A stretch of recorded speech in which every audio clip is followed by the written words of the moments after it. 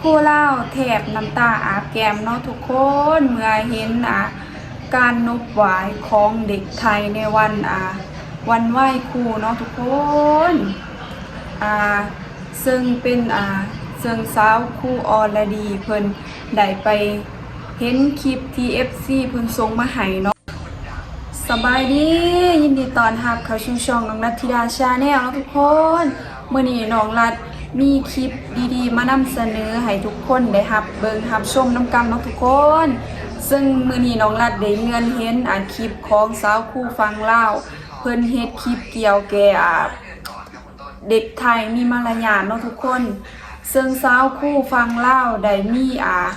ซึ่ง FC ฟังไทยเพิ่นได้แชร์คลิปให้สาวคู่ฟังลาวได้รับชมเนาะแล้วเพิ่นซึ้งน้ำใจแห้งเนาะเพิ่นแบบคู่ลาวแบบกั้นน้ำตาอยู่นะทุกคนซึ้งแบบว่าในการมีมารยาทของเด็กไทยเนาะซึ่งคู่ไทยเขาเจ้าปลูกฝังเรื่องมารยาทของเด็กเด็กนักเรียนเป็นอันดับต้นๆแล้วเนาะทุกคนซึ่งต่างจากนักเรียนลาวแบบต่างแห้งเนาะทุกคนนักเรียนลาวน่ะจะบ่ค่อยแสดงออก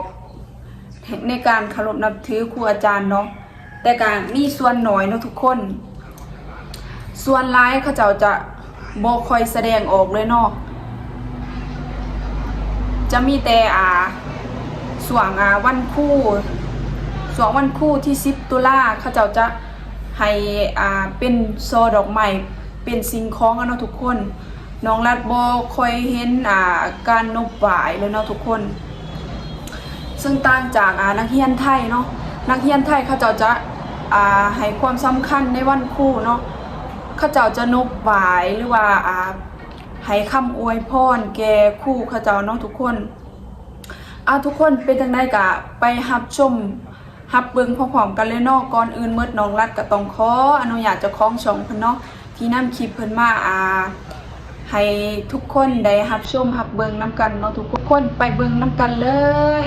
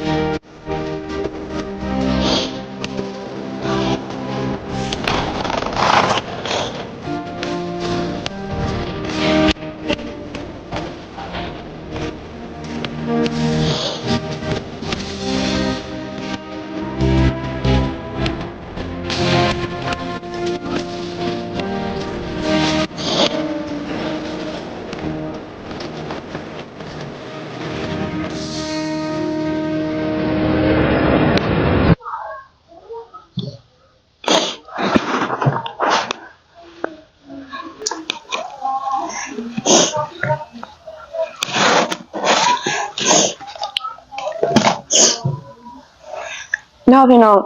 อันนี้ก็แม่นคลิปที่ว่าพี่น้อง FC ฝั่งไทยส่งมาให้โกเบิ่งเนาะคือทุกครั้งเลยที่เบิ่งคลิปนี้คือแบบ